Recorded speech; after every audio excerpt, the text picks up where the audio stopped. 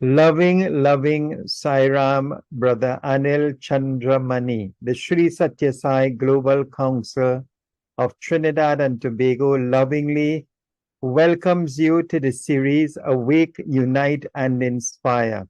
We are extremely happy, grateful and blessed that through Bhagwan's divine grace and will, this interview is taking place. So, Brother Anil, kindly share with us, how did you first come into contact with our beloved Mother Sai? Sai Ram, Brother Faiz.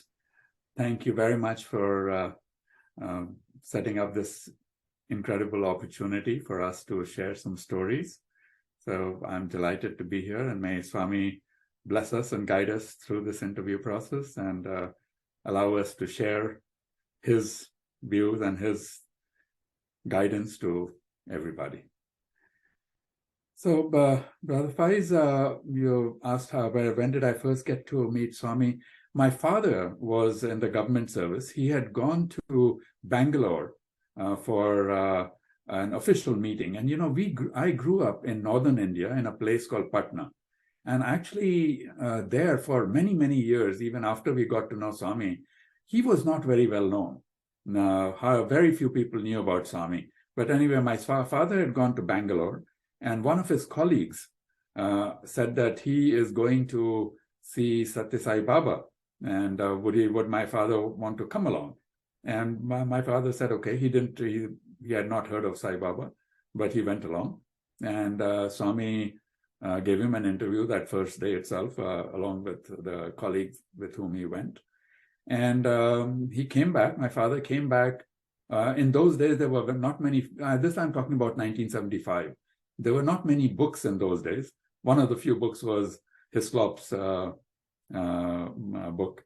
So he came back with that one book, Sai Baba, Man of Miracles. And he was very impressed. And we all, it was, as you know, a very thin book, and we all read it.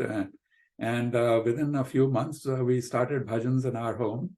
And it turned out that somebody referred us from Bangalore. This colleague of my father found out, and he said there's one family in Patna who knows about Sai Baba, and they have come to Puttaparthi. And so we found out, you know, about this family, and we went to their place. And of course, you know, since we had never heard of Sai Baba, we didn't know what to expect. But it was very interesting at this lady's house. Her name was Mrs. Mehrotra. So Mr. and Mrs. Mehrotra, it was very interesting. So every Thursday they used to have a bhajan, and they had a bhajan hall maybe about, let's say 10 feet by 15 feet. And they had maybe about 70 or 100 different pictures of Sai Baba on all four walls. So all the four walls were covered with pictures. Well, small pictures, no, not, you know, these I'm talking about, you know, early 70s. So big pictures like the one you have behind you, they were not available in those days. So they were all, you know, little tiny pictures, 2 feet by 2 feet or so. And she had many of those. And the interesting thing was that all of those pictures were covered completely with vibhuti. And, you know, the entire four walls, all the pictures were totally covered with vibhuti. They were falling everywhere. And every Thursday at the bhajans, she would make a prasad, an offering, a sweet dish for Swami, which she would bring in a bowl, and she would show, and there would be like, you know, 40, 50 people in that room. And she would show it to everybody and see, and then she would put it right there in front of us. I mean, right, you know, right where we were. And she would cover it with a little lid, and we would have the bhajan. And every day after the bhajan, when she would open the lid, you know, there would be marks of fingers having taken out, and, you know, a big chunk of the sweet dish would be missing, and there would be vibhuti in it, and there would be, you know, nectar inside the bowl. And the bowl was right there with you know, 50 people around it every Thursday. And so it was quite amazing. And so, you know, it was a mystery that, you know, obviously we were all new to it, and I was wondering, okay, wow, this is amazing, because, you know, in the beginning, the first few times I tried to keep, looking at it very closely to see, okay, is there something happening? But, there were, 50 people in that room, and it was right there. So, it was not far from anybody's touch or eyesight. And we were all there, and, within, feet of a foot of it or 2 feet of it. And after a while, so we were very amazed. So that was my introduction to Swami. And then much later, of course, a few years later, when we started making a proper bhajan hall in our house, then we started getting a lot of vibhuti and nectar and all in my parents' house. So that was my introduction, Saya. Thank you very much, Brother Anil. So at what age were you when you first came into contact with Swami? So I was 15 in 1975 when I first, and then in 1977 was the first time we all went to Puttaparthi, the whole family. And so I was 17 when I first saw him in Puttaparthi, and then he went to Bangalore, and we also went to Bangalore, and we saw him in Bangalore as well. So what was the feeling like then at age 15, seeing all these manifestations of happening on every single picture? And then, like seeing Swami's hand in the pudding and different things. What was the feeling like? What was going through your mind? What were you feeling? Were there any questions? Oh, of course, a lot of questions. And, I was a typical teenager, I was 15 when I first, and, our family was reasonably religious, but, not overtly so. But, it's one thing to worship, a God that, we've heard of, who was there, maybe thousands and thousands of years ago. And it's another thing to meet somebody in real life. So it was a transition. I went through a lot of questions and answers. And, the good thing about Swami is that he's been very patient with me. He was, over the years, and, maybe when we talk a little bit about the stories, you will see that he has repeatedly told me that, I need to kill your mind. Because I was, as you know, as you mentioned, I'm an engineer. I studied I grew up in a very kind of logical environment, and so on and so forth. So my mind did come in the way a lot, and it has. But honestly, Swami has been very, very patient and very kind and compassionate with me, more than I deserve, maybe. Thank you so much, brother, for sharing that. And it seems that you and I were born in the same year, 1960. Oh, really? Okay. But you look so young. And you yourself, and it's all because of Swami's grace. Yes, yes. So, brother, having met Swami at that tender age, at 15, and now you are 62. So look at the wide span of years of interaction with him over those years, beautiful interviews and experiences you must have had. Can you share at least 2? And I know this is difficult for devotees to do, having had so many experiences. To pull out 2 sometimes is a little bit difficult, but can you pull out 2 of your most memorable ones and share it with us? Sairam, of course, I would love to. And, Brother Faiz, I think what I would do is that I will try and share some 2 experiences where I think there is a lot of message which might be relevant to some other people as well. But I always keep in mind that we are all, divine souls on a journey, and we are all at different stages of that journey. And some of us have made progress in one direction, and some of us need to make progress in another direction. We are all making progress, but at our own pace and along our own paths. So it's not necessary that everything that's relevant to one person is relevant to somebody else. And I think Swami's messages have also been different for different people. But nevertheless, I will try and pull out some way I think that hopefully others can think about as well. So one experience, the first one. So first I will tell you, and as I said that I have not been the easiest of devotees. So this is an experience where I will narrate what happened. And I missed all the lessons from that incident.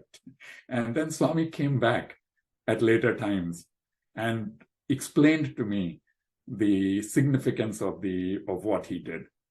And what I realized was that, and as you will see from the experience, that very little things that he does, everything has a message.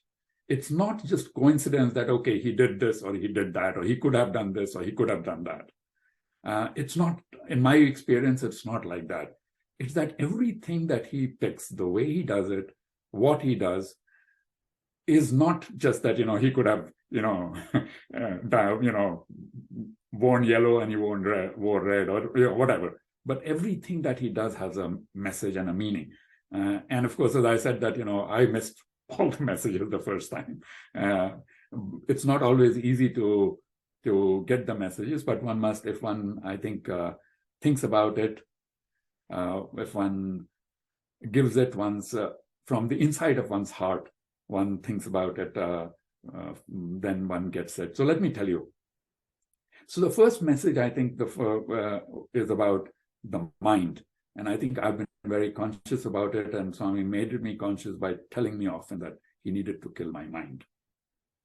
And in this experience, I'll tell you what happened. So I will go somewhat fast because I don't want to take too much time. But if there is something that you think I should elaborate, then please do interrupt. Brother Anil, I do not want you to go fast. I want you to take your time. You take your time, and we want to get the full gist and the full benefit of the experience and the life lesson. Okay. All right. Thank you, brother. So this started, so I think back in 1998. I was living in Singapore in those days, and I was visiting. I used to visit Puttaparthi quite often. My parents used to come, and also very often. And Swami has given us a room in the ashram, so it was very convenient for us to stay, and so we always used to come. I came. I think it was 31st of July or so. I came from Singapore to Puttaparthi, and as always, I was very excited. That and my whole family, my wife, my 3 kids, and my parents had come. They were living in India, and so they had also come, and we were all there. And I was very excited, wondering, okay, what experiences or new things would happen this time. So very first interview very first darshan, when I came and sat down, I think I got a good number, and I was in the second row, and then this gentleman came and sat down next to me. And I was wearing a Singapore scarf. And so he asked me, where are you from? And I said, from Singapore. And, this was before we were waiting for, Swami to come for darshan. So he said, oh, the right answer. He said that I have been told that the right answer, if Swami asks you, where have you come from? The right answer is from you, Swami. The students have told me. So I said, oh, I have a good idea. So, when Swami asks me, I will tell him, from you, Swami. So, and we were kind of laughing about it, and sitting and chatting. And I was in the second row, and in front of me, as you know, there's some places where the Seva Dal keeps their little cushion, and so just before Swami comes, they come and sit down on it. So the cushion was in front of me. So a few minutes before, as we were getting ready, we knew that Swami was like going to come soon. It was getting to be 3 o'clock, whatever the darshan time was, and the Seva Dal came, and he looked at the people in front row. So there were 4, I think, Germans sitting in front of me in the front row, and they were, they had their little thing on which they sit with the backrest and everything, and they were sitting quite comfortably. And the Seva Dal, he looked at them and he said, "Oh, you're taking up too much space. Move closer."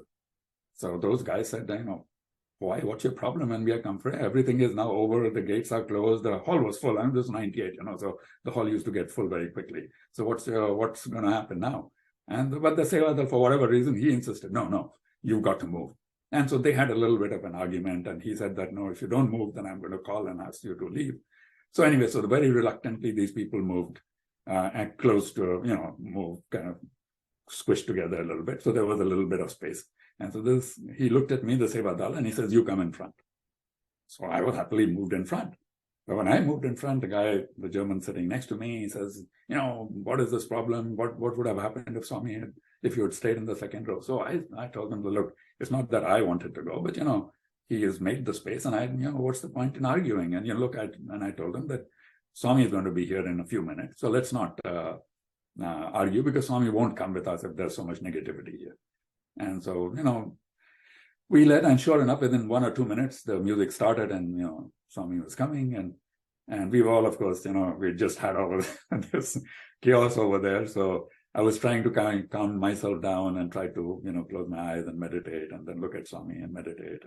But sure enough, as Swami came, to where we were seated, he was as far on the other side of the aisle, on the other side, as he could be. He was actually, really touching the people on the other side, and his back was towards us. He would not look at us. So, it was not at all surprising. And I said, yeah, of course, as expected. And I think we were all by then feeling bad about the little chaos we had.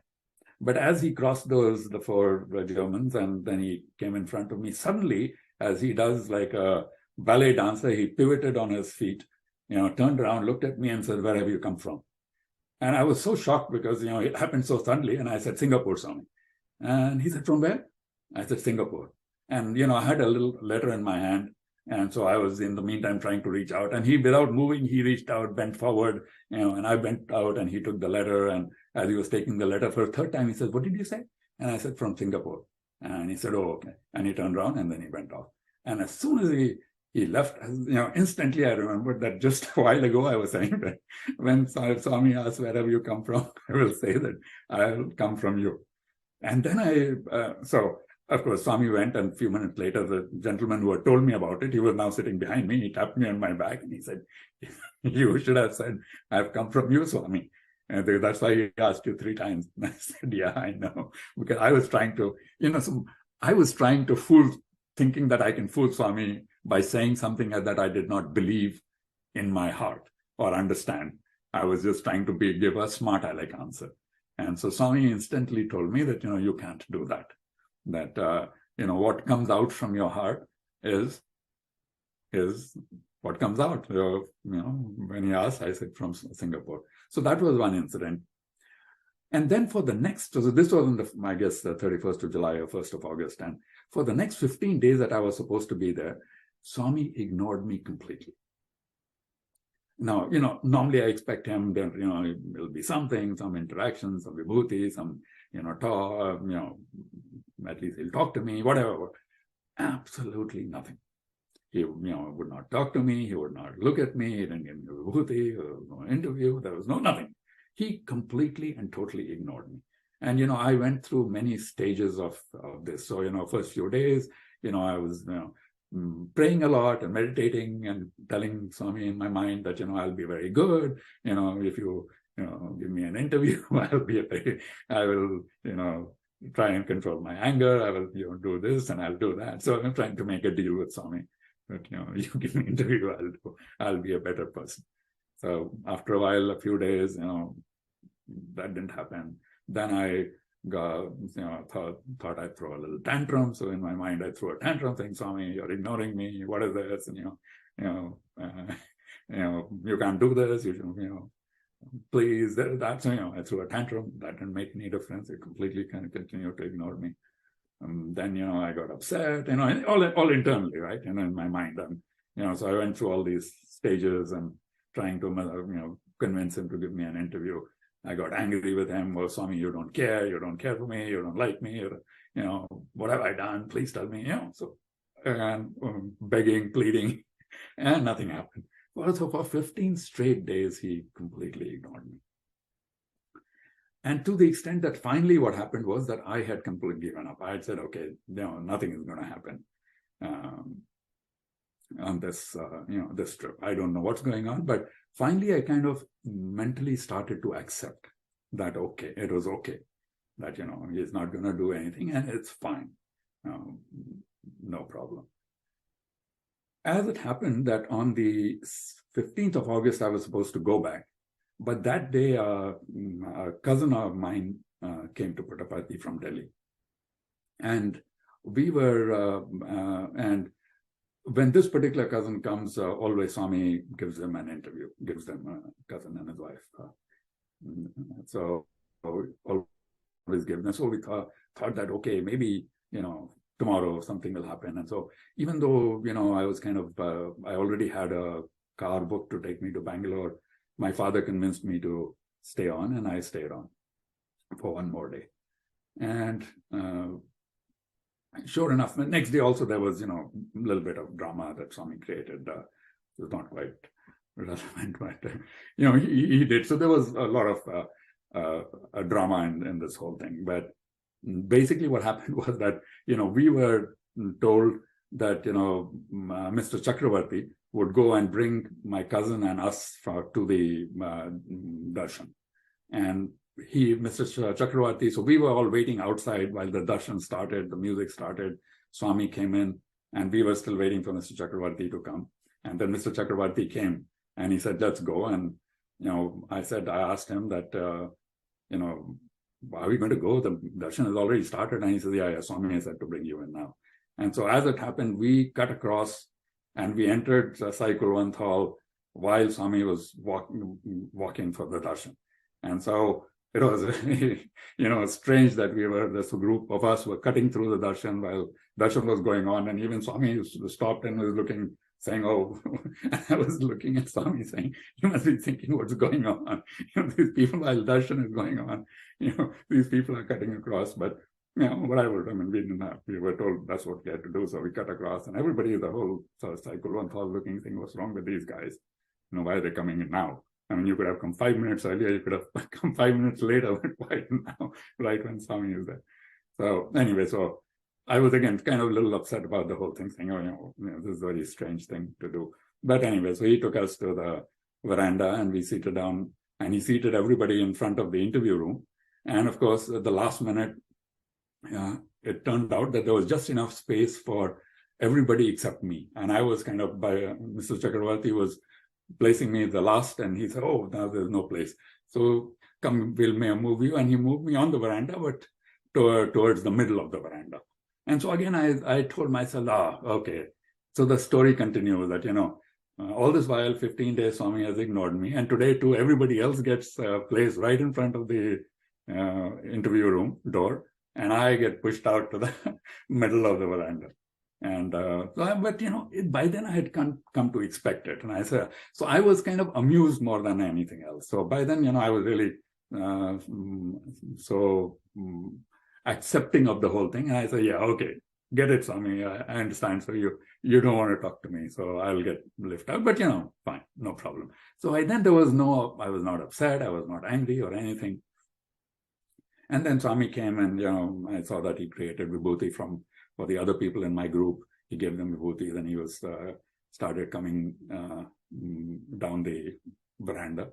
And again, as he was coming, he was looking, his back was towards me, and he was talking to the people on the other side. In the veranda, the aisles are very, very small. It's kind of really just 6 inches or 1 foot, and so very small, but still he had the back completely towards me, and he was talking to the people on the other side. And again, I said, oh, okay, I get it, Swami. So, you're going to completely ignore me. And because he was standing right in front of me, he was right there. So I could not see what he was doing or saying or anything. So I was looking at the people in front of me to say, okay, what were they saying? Because all the professors and all, whoever was sitting there. So he was talking to them. So I was looking at, so when he came, he was right in front of me, but his back was towards me. And he was talking to the person across from me. So I could not see anything. But I could kind of look at the person next.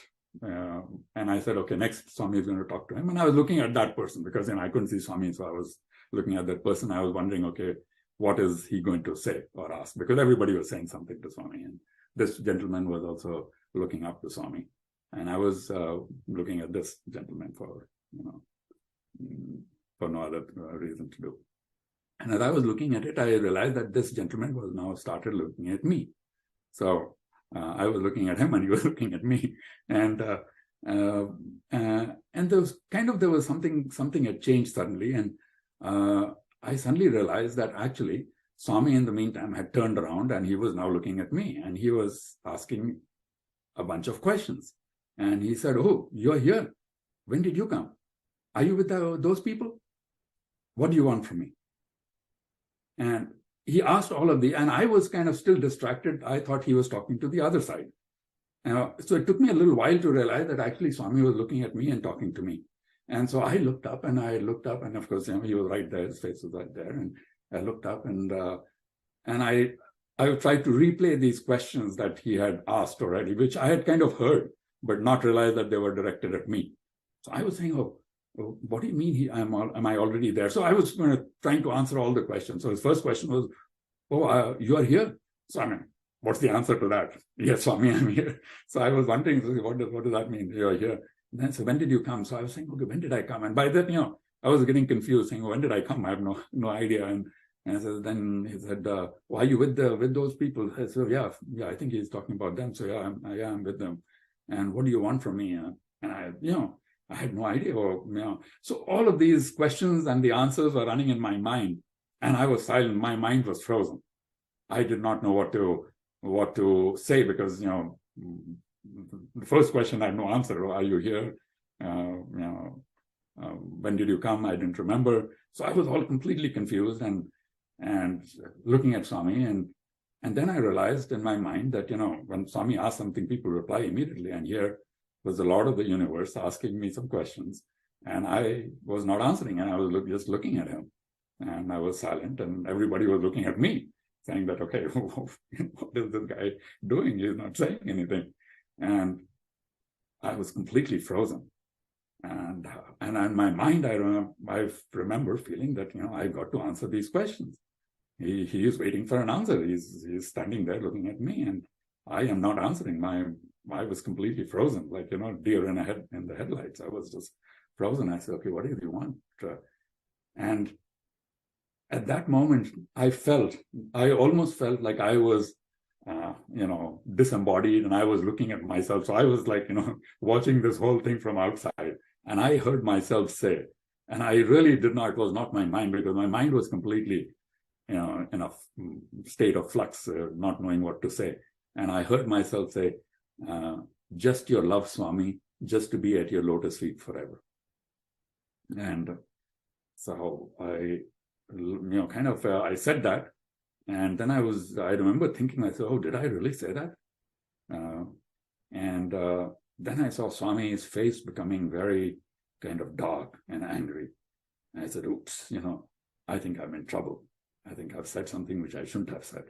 And his face it's like, the sky becomes dark on a very cloudy day, because, everything became suddenly very dark, I felt. And I felt two laser beams come out of his eyes. And it was just a little bit from there and go into my eyes. So two laser beams coming out from his eyes, it was like lightning on a dark day, going into my eyes, and I could feel it burn things. And I could, the sense I got was that everything inside my body was being burned to ashes.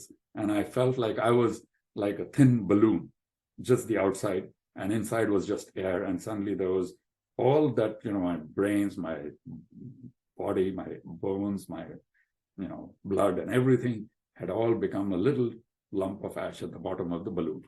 And I was just just the outside part. And I was looking at it, and I was really scared. I said, "Oh my God, I have said something which I should not have said, and I'm in big trouble." So that's the feeling I got of shock. Oh my God, what happened? And of course, so it's taking much longer to narrate this incident than it actually took. All of this was happening very, very fast in an instant, and all of these thoughts and everything were coming and going in an instant. And suddenly I said, "Okay, I don't know what to do now." And I was, sitting like this with my hand in front of me. And then I suddenly saw Swami started smiling a little bit. I kind of took a deep breath, and I said, "Oh, maybe I'm not in so much trouble." And then he started waving his hand. I said, "He's going to give me some vibhuti." And so he waved his hand, and then he held it up, actually, instead of bringing it down. He held it up, and he was again, and I, because of the angle where I was, I could not see what was happening, and he was kind of showing something around, and then he brought it down, and he got my hand, and he put on this ring. He had created this ring, and he shown it around, and he put the ring on my hand, and he held my hand like that, and while he was putting the ring, he said, "See, Swami size, right size."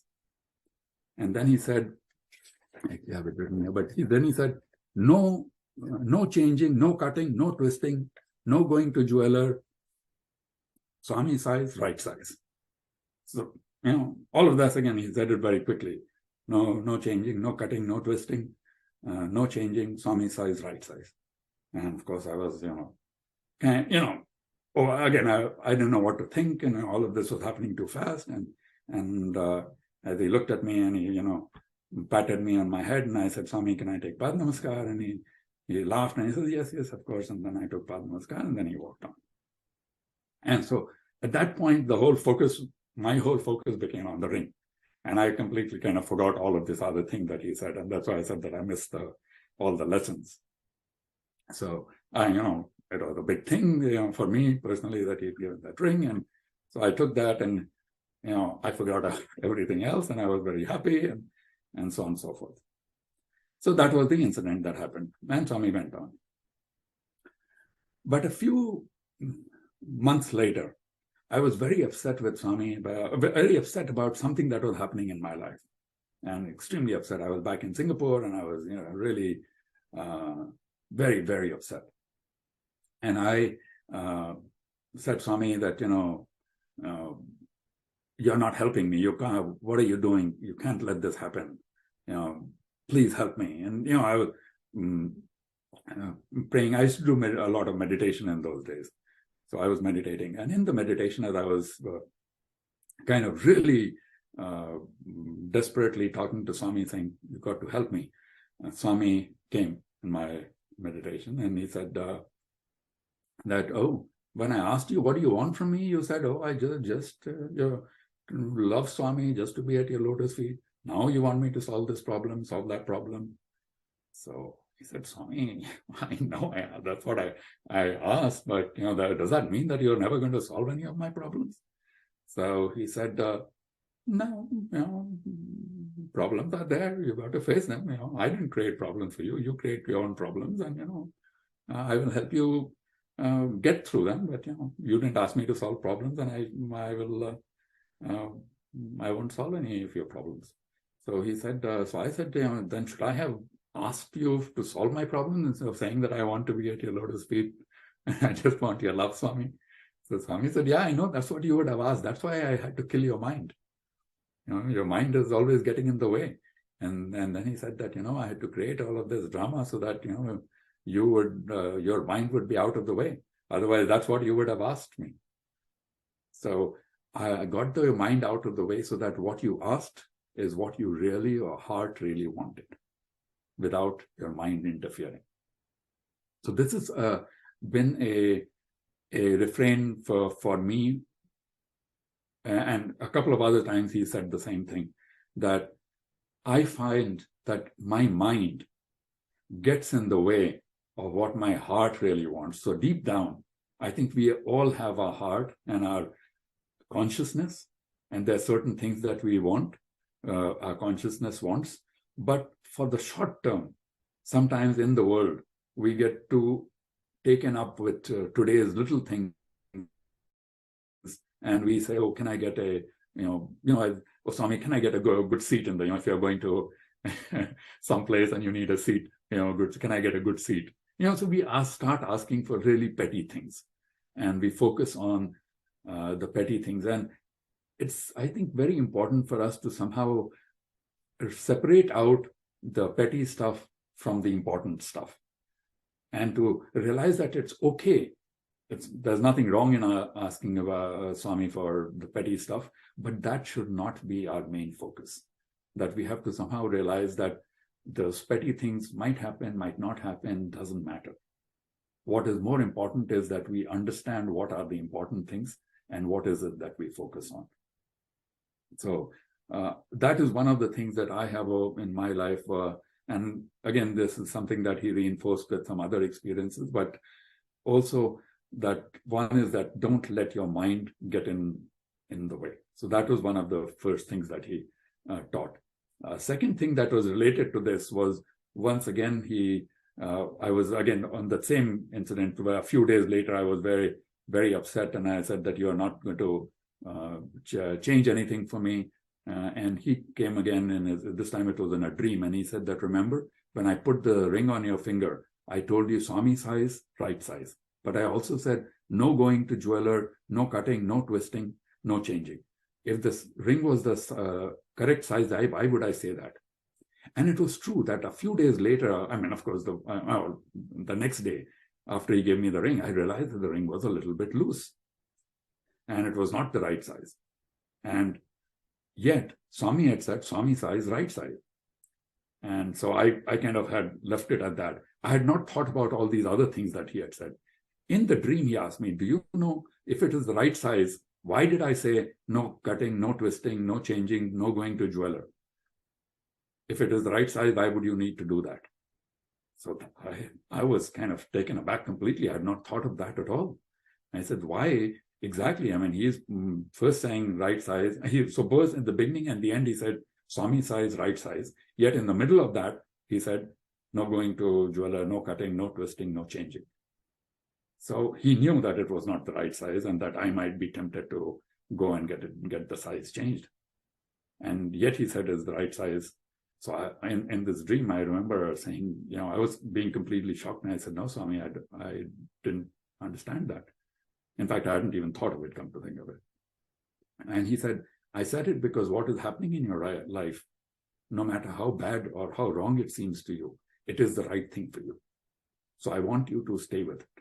Don't try to change it. Don't ask anybody for help. When it is the right time, I will change the size of the ring and I will also fix your problem for you. But until then, I want you to accept the problem as my gift to you. Just like the ring was a gift, this problem is also treated as a gift to you. So this was the other very important learning for me, because I think one of the biggest things I have learned from Swami over the years is that everything that happens in one's life, no matter how bad it might appear, no matter, without exception, it is for one's own good. Nothing that happens to us, no matter how bad it seems, is something that happens without God's blessing. And to me, to date, I remember this. And as it has turned out, I have always wondered, okay, how is he going to change the size of the ring? He said, when the time is right, I will change the size of the ring and I'll fix your problem. But you know what? Now this ring does not come out of my finger. It is, even if I pull it, it does not come out. And it has happened that not because I have put on weight. I thought maybe I will put on weight and it will become tight. But actually what happened was that a few times when I have been trying to close something like, the windows or windows, the window has fallen on my finger. And I've never been injured because every time it has fallen on the ring. And the shape of the ring has changed so that now it is completely tight. I cannot even pull it out. So, he managed to change it, not in the way I expected, completely unexpected. And it happened in two steps. So first it changed a little bit and then it changed another little bit. Twice it happened that, the window fell on my fingers. And I was not hurt because both times the ring took the weight of the window falling on it, but the shape of the ring changed and it has now become tight. So he did change it over many years. So this happened in 98 and I'm now talking about now. So it happened over a long period of time. But what he said, he did. That, I will fix the problem for you in time and at the right time. But until then, the ring is a reminder for you that even though it might seem to be wrong for you, it is the right size for you. So that was the second part of the learning, which again I had missed the first time. One was that what I asked, the difference between what I might have asked if my mind had had asked the question versus what came out from my heart, because my mind had been completely pushed aside. Second was this thing which I had again completely forgotten, that he said it's the right size, but no going changing, no jeweler, no cutting, no twisting. So, and the third thing was that, again, in that same context, I was very upset in those days. And I was, again, on one of these, in spite of all of this, I was complaining to him, saying that, Swami, you're not listening to me. And then in one of those meditations, I was saying that, Swami, you don't care for me, you're abandoning me. So, you don't care about me at all, and so on and so forth. I was complaining a lot. So again, he came in my meditation and he said that, I created this ring for you. You remember I created it for you on the veranda. The next day, so the day after he created the ring, the next day we had an interview, the group. And in that interview, he created, many things. He created many things. Rings, 2 rings he created for people from my cousins and all that. And he created a japmala for my aunt. He created a vibhuti box, which always gets vibhuti. So, he did many things. And he said, I could have created the ring for you inside the interview room the next day, just like I created for the others. Why do you think I created it for you on the veranda? So again, it's something that I thought was just an accident, right? I mean, he just happened to create it. But he asked me, and again, it was something I had not thought about at all, that why did he not create the next day that he created 2 other rings for 2 other relatives, and why for me the previous day? He said, then Swami said in my meditation, do you know why I created it for you on the veranda? And do you remember that after I created it, I held it up and I showed it to everybody that I'm creating this ring for you. I created it in front of everybody, and then I showed it to everybody, and I put the ring on your finger in front of everybody. Do you think that I would do that if I didn't care for you? He said that, no, I want you to remember that I publicly acknowledged you as somebody that I care a lot about. And that's why I really wanted to create, I created that ring for you in the veranda in front of everybody and showed it to everybody before putting it on your finger. So don't ever tell me that, I don't care for you. So that was the third thing that, again, I had missed the implication of it. But every little thing, I thought it was just an accident that I was sitting there. So where I was sitting, but again, I was sitting in the middle of the veranda, and from where he could show, to a lot of people over there when he showed it held it on above his head and showed it around. And so I thought it was just an accident that he created it that day and the veranda, rather than the next day where he created so many other things for other people. But as I said, so that was the lesson, that what Swami says, whatever he does, for every little thing, there is a meaning. And sometimes, as I said, when he told me that, no going to jeweler, no cutting, twisting, I'd forgotten it completely. It had not even, because it kind of, it didn't make any sense at that time. And later when he said it, then I thought that, okay, how can it be that it was both right size and yet all of this is there. So this is one experience I wanted to share. So yeah. Brother Anil, this is really, really interesting. It's very unique. It's very amazing and inspiring. Those 2 experiences that you shared. And as you said, you didn't at that time learn the lesson immediately. It came after some time, with Swami himself coming in the dreams to explain to you why he did what he did. And you made a very, very powerful statement that we should accept that whatever he does, he knows our past, present, and future. He knows what is very best for us. And then it's very interesting that he says, he told you, don't pray for this to go away, this challenge. When the time is right, I will deal with it. So many, many lessons in these two wonderful experiences that you had. And even though Swami told you that, I know whatever challenges that you were going through, you probably wanted it to come to an end or get some guidance. But Swami is telling you, don't even pray for that. Just leave it in my hands. No cutting, no adjusting, no fitting. When the time is right, I will intervene and bring a solution. So very, very beautiful. But I want to go back to the experience you had when Swami asked you those three questions and you basically froze. And then you had this out of body experience where you were looking at your body objectively and then you responded to Swami about the statement of love. Could you describe to us what was that feeling like at that moment in time when you were actually sort of detached from the body? Sure. So the first feeling, of course, was rather Faiz, as I said, I felt that, I was very confused and my mind had blanked out. It was like oververted, kind of short-circuited inside. I think there were too many thoughts and questions going, so my mind had short-circuited and it had kind of gone out. And when I looked back, I could, as you said, that I could think I was almost seeing myself as somebody else, as a body sitting there among all the other bodies. And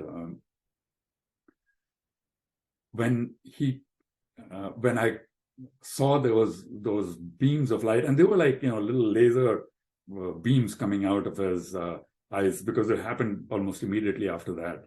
And I said the question, and he got his face became very dark, and those two beams came out. So I went from feeling completely baffled and clueless to being totally detached, saying, okay, that's happening to somebody else, to feeling very scared, because I could see those beams coming in and burning everything inside my body. And literally it felt like, we had burnt and destroyed everything. And I was just a little bit of ash and a thin parchment, so it's like literally like a balloon outside. So it felt both. And the first instance, it felt that it was not me talking. It was because my mind was watching it, and I felt that it was somebody else who was saying these words, that I want to be at your lotus feet forever, just your love song. And then it was the feeling of fear when his face darkened and the laser beams came out. And when Swami said, I wanted to kill the mind, what do you understand by that? So by that, over time, I've learned that, my mind is very active. So I think, I think all of us know, let's say, anything, somebody has a challenge with, let's say, anger, or somebody has a challenge with, let's say, wanting to eat too much food, right? We all know in a way that it is the wrong thing to do to get angry, let's say. And yet we get angry because something happens, something little happens, maybe quite a petty thing, right? Something very petty happens and you get very angry. And then after you calm down, you realize that, oh, I should not have done that. So it's your instant reaction of your mind.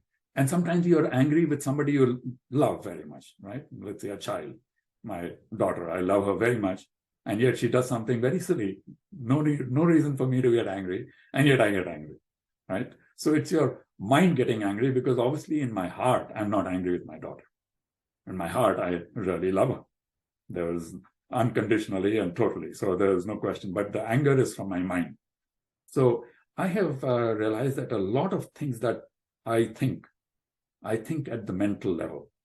And that if I can remove my thinking and stop analyzing things, but go from the depth of my heart on whatever I feel. So feeling versus mind. If I can get to my feelings and experience stage, then I feel that I get the right answers of what I should do. And have you, based on your explanation and understanding of that statement, how have you been able to practice doing that? Yes, I have. It's obviously not been very easy. Progress has been slow, but I think, and it's not, it's not that every day, I do it right. So over the years, I think it's been up and down, and so there was another kind of incident. Maybe let me tell you that kind of feeds into this question. This was several years later. I think it was Swami's last trip to Delhi, and this was probably in like 2004 or 5 or something like that, or maybe 4, 5, 6, something like that. This was at he was staying at Mr. Kulwant Rai's house, and again, I was back in Washington DC by then, and I just happened to be in India on a work trip, and when I got to India, my parents told me that, oh, I believe Swami is going to be coming to Delhi, so why don't you come to Delhi as well, and such on those days. So I said, yeah, sure, yeah, I'll be happy to arrange. So I rearranged my plans and I got to Delhi. And again, we got, Swami was very gracious. We got a lot of, good seating and also every day we used to, again, get something or the other from Swami because we used to get seated right in front over there. So every day it was some vibhuti, it was this, it was that.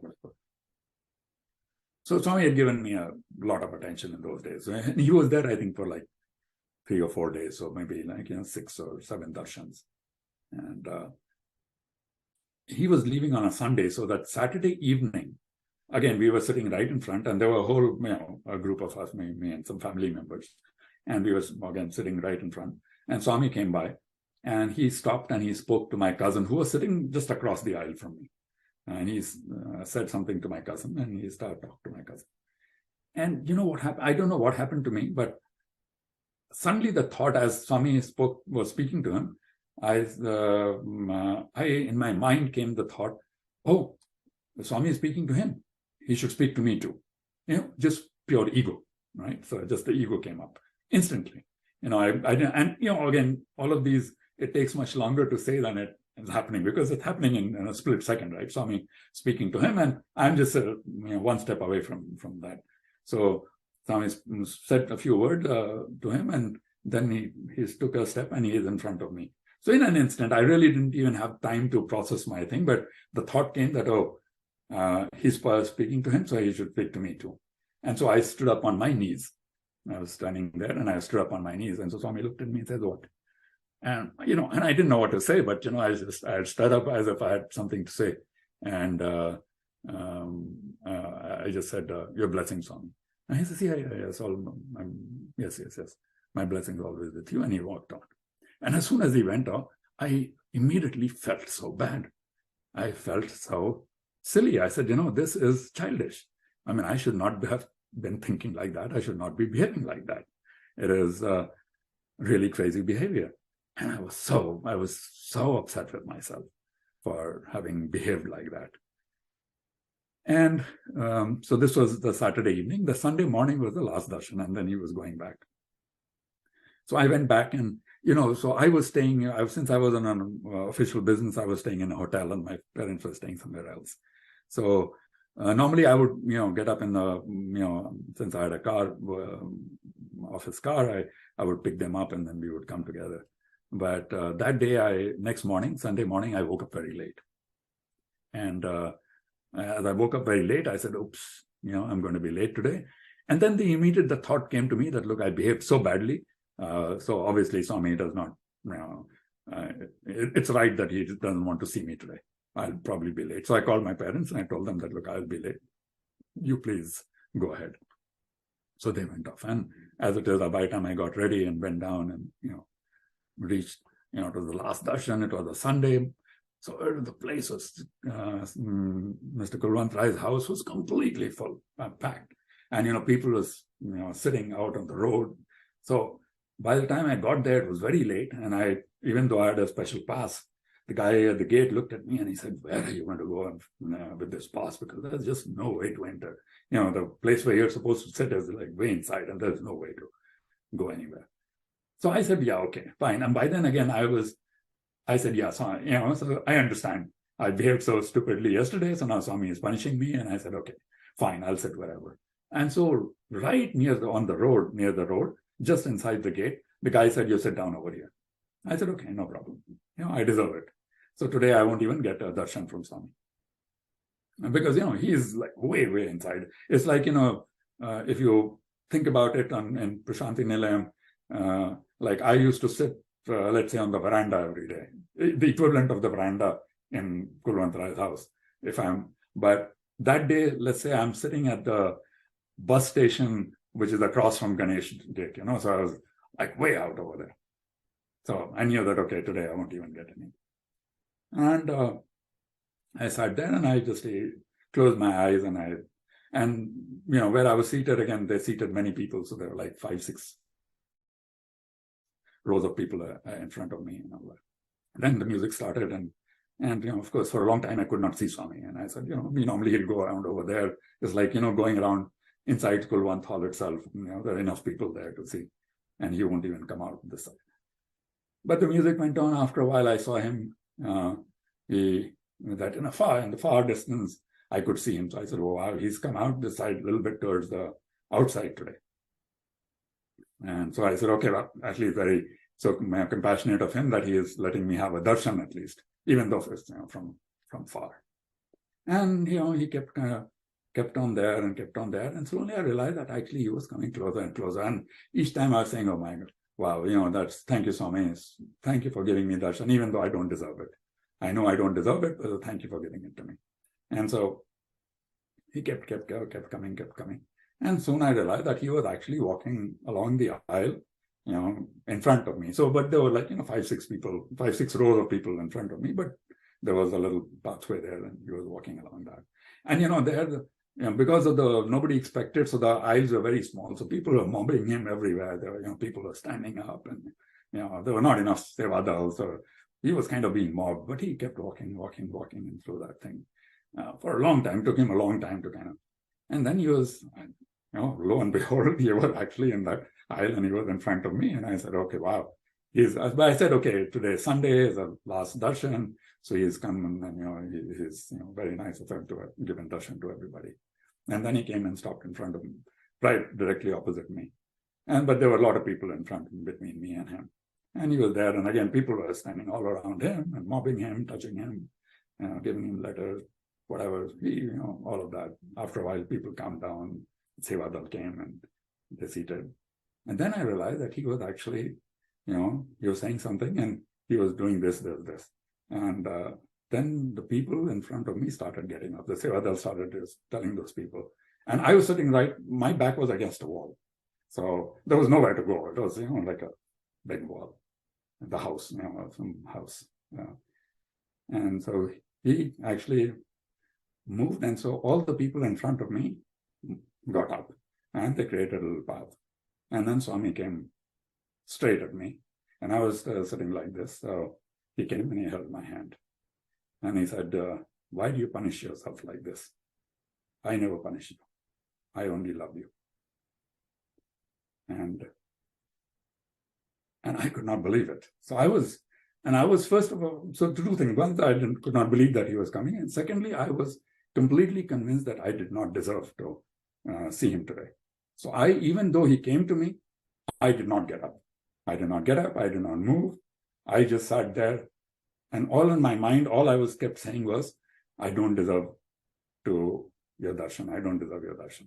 And yet he was there holding my hand and saying, why do you punish yourself like this? I never punish you. So there was that compassion. And to me, that realization was that your mind does all kinds of things to you. God doesn't punish you or reward you. God is a witness. He has rules. You do something wrong, you will pay for it sooner or later.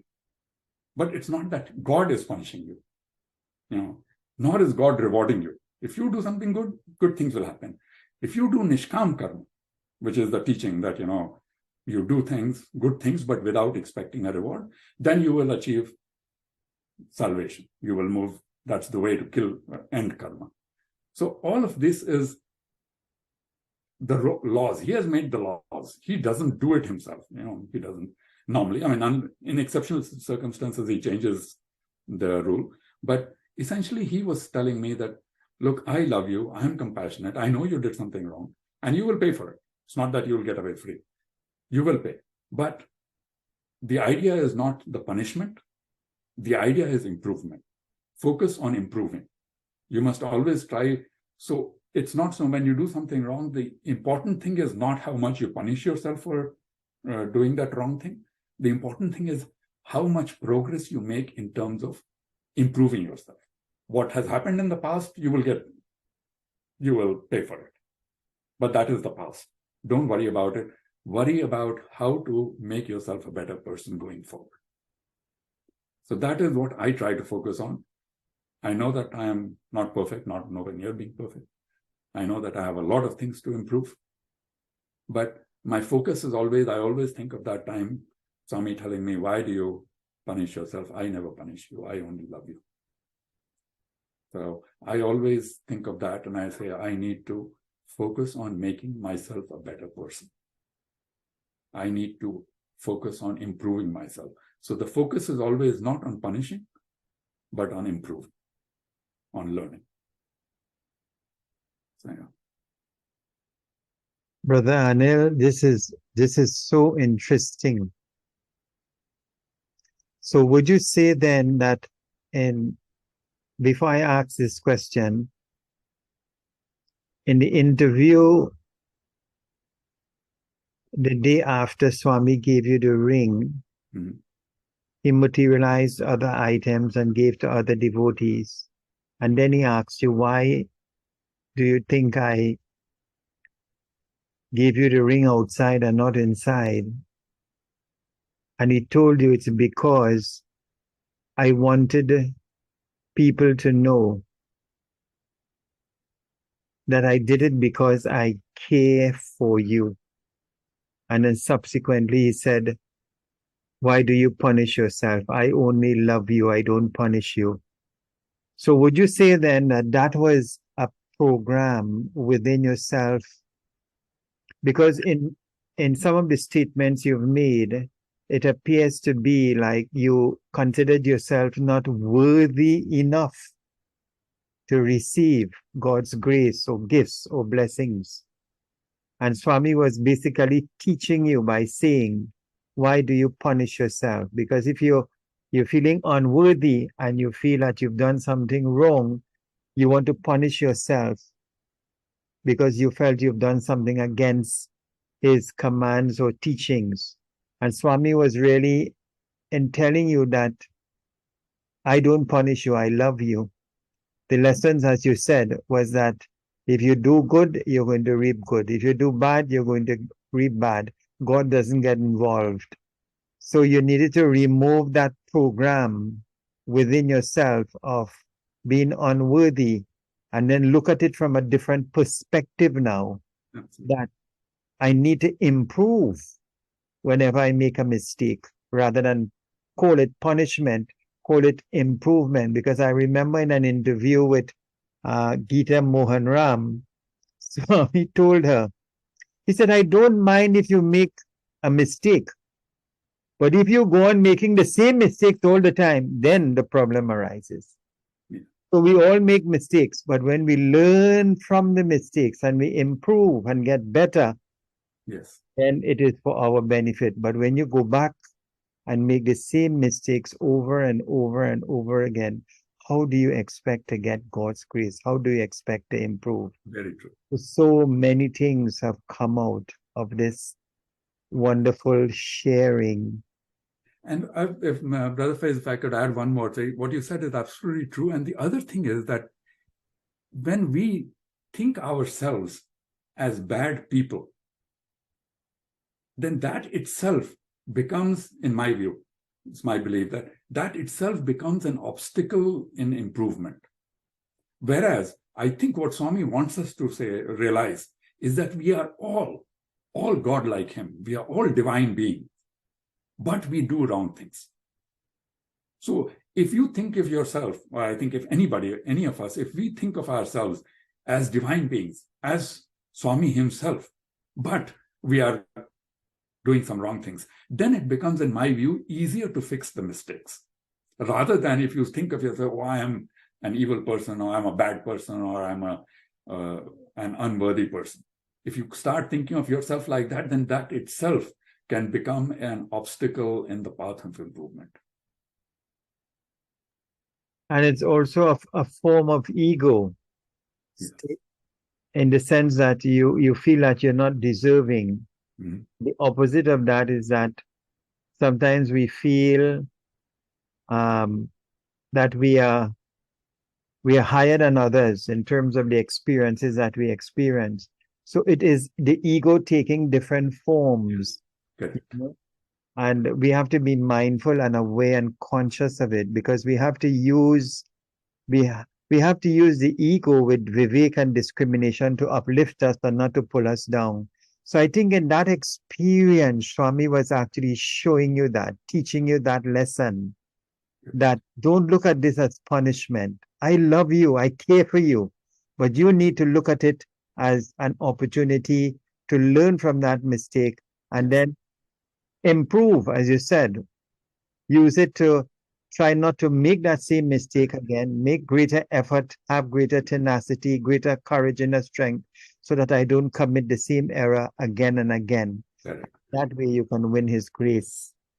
So very, very beautifully shared. You see, you've only shared 2 of your experiences, and we've gone 1 hour already. But as I said, Swami is the one who orchestrates the interview, and this is what he wants me to hear. He wants you to hear, and he will want the viewers who will look at this video, this interview. It probably has a message for each and every one of them. So, Brother Anil, what does Sai Baba mean to you today, right now? So again, each one of us should or build a relationship with Swami the way we are most comfortable. But I kind of have over the years treated him as a kind of I would say sort of like a very, very smart friend. And meaning so on the smart part, okay, I have understood also over the years through various experiences that he is all powerful. There is, nothing that is beyond him. And and it came to me in certain ways. One very interesting incident is, which kind of doesn't almost involve me, it involves me, is that once here in Bethesda in the US, I think it was 91 or so, or 92, there was, in the center, there's not a lot of social interaction. We were just talking to, we see people, we say Sai Ram, and after the bhajans go home. So one day, one young man, kind of my age, a little bit younger, this is 90, so quite some time back, he walked up to me and he said that, are you going to Puttaparthi? So, and, I used to go with my family every year, every summer we used to go, because, my employer here, the World Bank, used to pay for it. So we used to go every year. So I said, yeah, I'm going to go in the summer. And he said, oh, I'm also going this summer. And, last night I had a dream. And in the dream, I saw that you and I were standing in the darshan line together. So I said, oh, really? Very nice. When are you going? So he said, I'm going in June. This was probably like April or May. And I said, oh, I'm not going in June. I'm going in August. So my summer holiday is from, usually in August, July, August. So I said, well, sorry, in June, I don't have a ticket. I already had tickets to go in end of July or whatever. So I said, sorry, I'm going later. Oh, he said, okay, fine. And, so we kind of separated. And I really didn't know even his name. And then over the subsequent weeks, I saw him a few more times, and I learned that his name was Muhammad. He was an Iranian guy, and we just said anyway. So one day he came, and and I kind of forgot about it afterwards. This was several weeks. It slipped my mind, and I had already said that it's not possible because I was going, he was going sometime, I was going some other time. And the reason I could not, and I told him actually, the reason I can't go in June is that I have to go on a work trip to somewhere in Africa. In those days, I was working in Africa. And as it happened that suddenly in June, I get a call from the finance minister of Ghana, where I was going. And the minister said I was supposed to go meet the minister. And from his office, somebody called and said that the minister requests whether you can postpone your visit because there's been a coup in Ghana. And so there's a new government being formed. So can you please delay your trip by a couple of months? So of course I didn't have a choice, and I said, "Sorry, can you change your trip to Ghana?" And I said, "Okay." And so I said, "Fine." I mean, I didn't have any choice, so that was not a problem. But then I said, "Okay, now he wants me to come in a couple of months. That is when I'm supposed to be in India." So I said, "Okay." And my family, by the way, so once the schools closed, my daughters and my wife had already gone to India. So I said, "Okay, let me see if I can change my ticket." So there was just one ticket to be changed. I called the airline. As it turned out, the airline I said, "Yeah, sure, you can change it." And without penalty, my ticket got changed. So, and in the meantime, I've forgotten completely about Muhammad altogether. And so I go to India, and again, with my parents and everybody, we go to Puttaparthi, and I'm supposed to be there for whatever number of days, 6-7 days. And I'm there, and after 2 or 3 days, I see this other gentleman who I used to see in the center. He comes up to me and he says, "I'm Reza, and I'm Muhammad's brother." And I said, "Oh, wow, okay, yes." And I said, "Oh," and Muhammad had said he's going to come too. And he says, "Well, Muhammad hasn't got his visa." And, for Iranians, the Indian embassy takes a long time to give a visa. So they had to go through, so he had applied in the DC consulate, and they had referred it to India and whatever. So he had not got his visa. So his brother, for whatever reason, had got the visa, and Reza was there. So Reza told me all the story, and I said, "Oh, wow, yeah," he told me. But Reza said he's not got his visa, and we don't know what's happening. So I said, "Okay." Anyway, I told him that I'm going to be there for another, 3 or 4 or 5 days. As it happened, that another trip on which Swami completely ignored me. For 4 or 5 days that I was there, no interaction at all. And so the final last day came, and I was supposed to leave Puttaparthi and go to Bangalore with my family.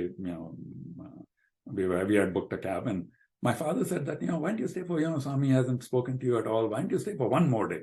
Well, what is there?" And I said, "Well, if he had to speak to me, he's at 6 days or 7 days, whatever it was, he would have spoken to me." But, well, my father said, "No, stay for 1 or 2 more days." And I said, "Okay, fine, I'll stay for 1 more day."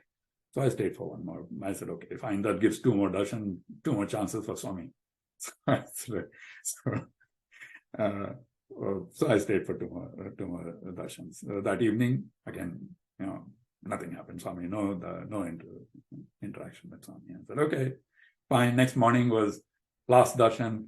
I said, "Fine, I've stayed." And my dad was saying, "Stay for 1 more day." I said, "Look, I'm staying. I've stayed longer. If he wanted to, give me something, he has had enough chances. I mean, he's not interested. So what's the point? So I'm going to go today." So that morning, of course, we went for darshan, and that was the last darshan there. And I go in there, and lo and behold, Muhammad is there. And I ran, and this was the way you wait for the token. I suddenly see Reza and Muhammad, and I said, "Muhammad, you're here." And he says, "Yeah, just yesterday, the embassy called me and said, 'Here's your visa.' I took the visa, went straight to the airport from the consulate itself. I caught the flight, and here I am." And I had no time because I didn't even go home. And, those days, this was 1990, there were no cell phones and all that, so you had to, calling was not that easy. So there was no way to call. So he just, came, and he just, and he says, "Here I am." And sure enough, that day, and we were in the same, as it turned out, we sat together, and that day I got the first, we got the first token. We were all in the front row, and sure enough, Swami came and he spoke to me, and we were sitting there, and I gave him a letter, and I was, I started to say that, Swami, I'm going back to the US. So, what did I say? So Swami, I'm leaving today or something like that, I said, and Swami said, wish you happy journey. So he interrupted. I didn't get to say to the US part, but he just, as I said, Swami, I'm leaving today. He said, wish you happy journey. And he went on and took my letter and all that. And so later I thought about it, that, look, this was not even my dream. It was somebody else's dream. And this person had no way to know that I am going to leave on a particular day. And it was my father who had made me stay for that one extra day. I would have gone the previous day, but my father convinced. So it is impossible for me, my mind, to comprehend how Swami could make this happen, that, 2 or 3 months ago, he had given this guy a dream, and he told me about it in the center, that, we were together in the darshan line. 3 months later, so, there was a coup in Ghana, which made me change the trip. The airline accommodated me. I got there. Swami ignored me. If Swami had not ignored me, I would not have waited that extra day. But just for one darshan, we were together. It was, I thought about it. The more I thought about it, I said, this is insane. Only God can do something like this. It's not even, it's not even my dream that I made it happen. It was somebody else's dream, and I'd forgotten about it. I'd in fact discounted it, saying that, okay, it's not going to happen. And yet he made that happen for us, for just that one darshan, that we were there together. So his power is just amazing. It is, incomprehensible. When he wants to do something, he does it. Not when. So everything that happens according to his will. No matter how crazy it might look, how much it might look that, it's coincidence that, that one day everything came together. He got his visa. I didn't get anything. I got delayed. My father told me, so many things came together for that one day, for that one darshan to make it happen. It might all be coincidences, as far as I'm concerned. Many people might be concerned. But once you think about it and you realize that actually all of this he has orchestrated. Now, why he had to do it, why that was just that one particular darshan, why he couldn't come one day earlier, I don't know. But for whatever it is, that one darshan, we have to be together. And so I realized that he is all powerful. He knows everything. And yet, as he has repeatedly shown to me, he's also very compassionate. And he does not punish us. He's not in there. Though the whole world he has created, all the laws are his, he's aware of everything that we do, the good and the bad. He knows what is happening to us. But it is, I feel that, I have learned to treat him as a friend, and to know if I argue with him, I lose all my arguments. 100% of the arguments I lose. But I still argue with him. And I try to say that why this, and why can't you do it another way? And, there are many other ways of solving this. So I always lose the argument, but nevertheless, I always feel that I can say anything to him. That, right, wrong is not the point. I think, I can be very, very honest with him. Of course, I've also realized that, whether I'm honest or not, he knows what I think, what I feel, what I say. So there's no dishonesty possible with him. But nevertheless, I also am, in my talks, I'm very honest with him, and I know that I know my shortcomings, and I ask him for help. So one of the things I've learned is I never, nowadays, I don't ask him for anything in particular. What I've learned to do is to just say, Swami, please help me. So even when I have a problem or something, and because I don't know what is the right solution that I need. So when I just keep it open by saying, please help me, whatever that help is, whatever is the right help, whatever is the right thing for me, do that for me.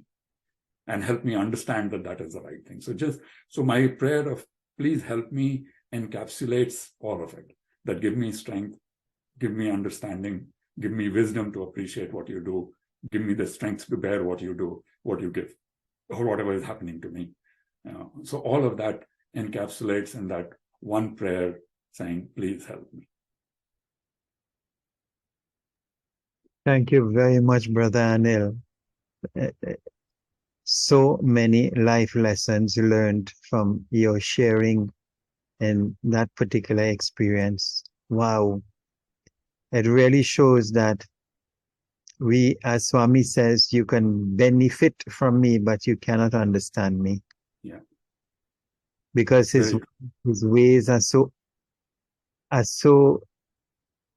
unfathomable that we cannot comprehend what he does. And sometimes it may take a day, a month, a year, or years after to understand the significance or meaning of a particular statement. So thank you for sharing that.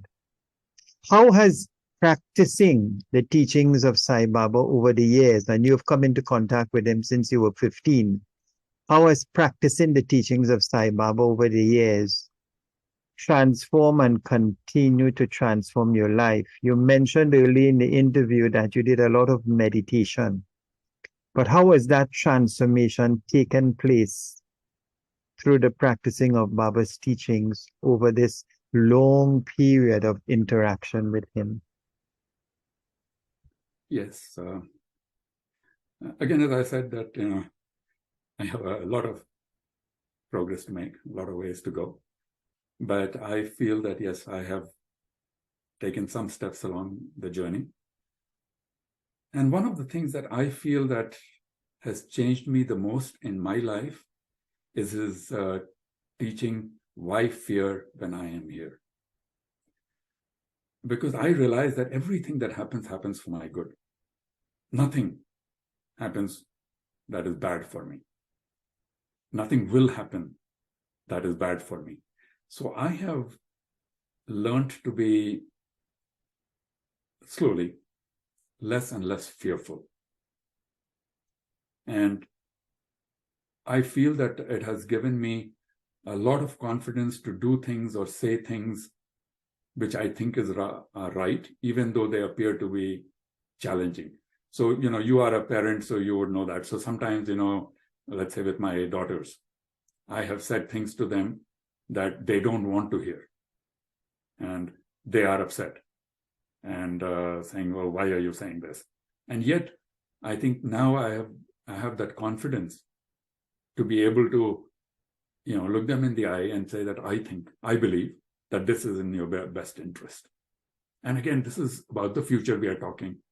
So it's not easy to convince them that this is the right thing. Let me give you a small example with one of my daughters. She is now a physician, a doctor. But when she was when she finished high school and applied to colleges, she was a good student. So she got admission in many colleges. And she got admission in one very nice, very good college.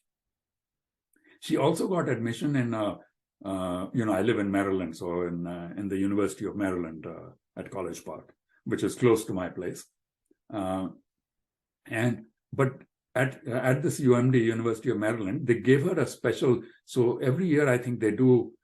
They pick the 100 best students coming into Maryland. So it's a very big university. It's like 40,000 students or so. So every year, like there are about 10,000 students coming in.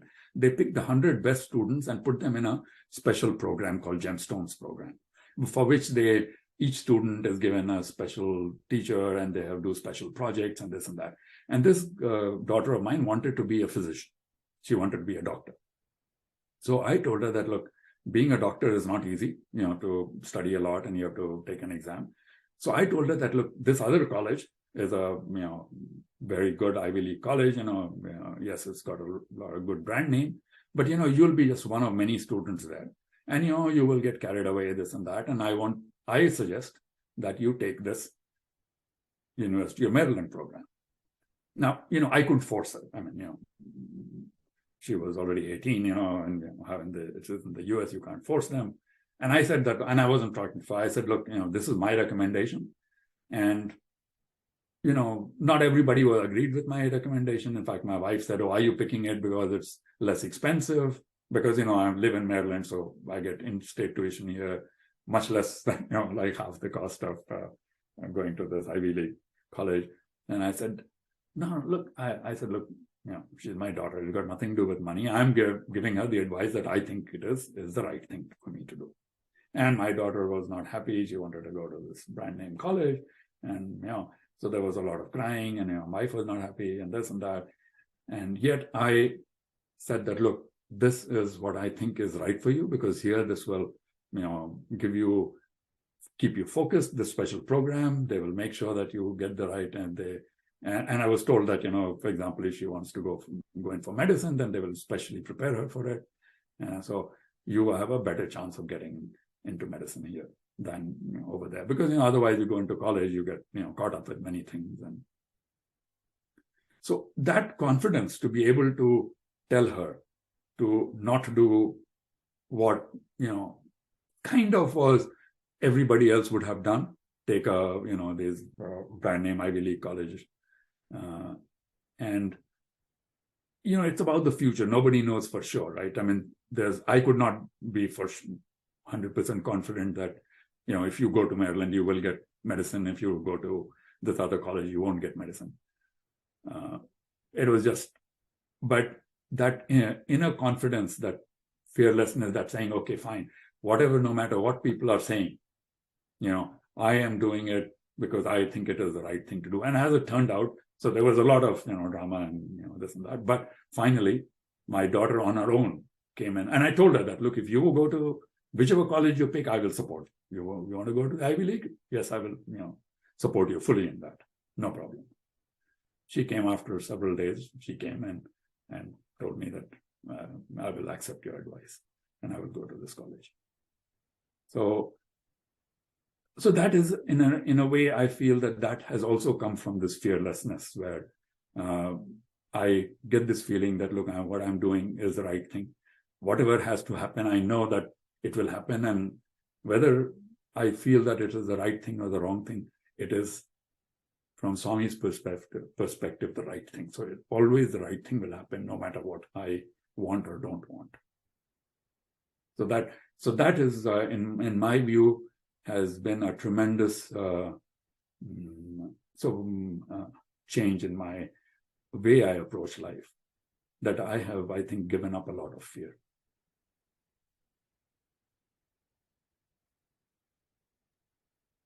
Very, very interesting, Brother Anil. And yes, that period of transformation. Why fear when I am here? So you took that particular practice, and there was transformation within, to the point where you could express what you feel, unity in thought, word, and deed, with self-confidence. So very, very wonderful indeed. And as Baba said, his greatest miracle is not so much the manifestation of rings and creation of pendants and multiplication of food and bringing back the dead to life, but the personal inner transformation that takes place in the hearts and minds of the devotees. That is his true miracle. So thank you very much. So this has been an extremely inspiring, motivational, thought-provoking interview with your good self, and I have enjoyed every moment of it. So the Sri Sathya Sai Global Council of Trinidad and Tobago wishes to express gratitude and appreciation to you for taking the time to share your personal journey, your transformation at the divine lotus feet of our beloved Mother Sai. May Bhagwan Sri Sathya Sai Baba continue to bless you and guide you. May you continue to be a loving instrument as his mission unfolds. Jai Sai Ram. Sai Ram, Brother Faiz. Thank you very much for giving me this opportunity for talking, and my apologies if I have said anything that I should not have said, but it has been a privilege for me to share these thoughts and my experiences and my learning from it. Hopefully it will be of some benefit to somebody. But thank you very much to you and to the Council of Trinidad and Tobago for creating these series of interviews. I know it's a lot of your time and a lot of your effort, So thank you very much for your time and your effort, and thank you for conceptualizing this thing, because it's not easy to think of some of these things and then to implement them. That also requires both time and God's blessings to think about it and to do it. So you are very blessed, and thank you so much for all of that.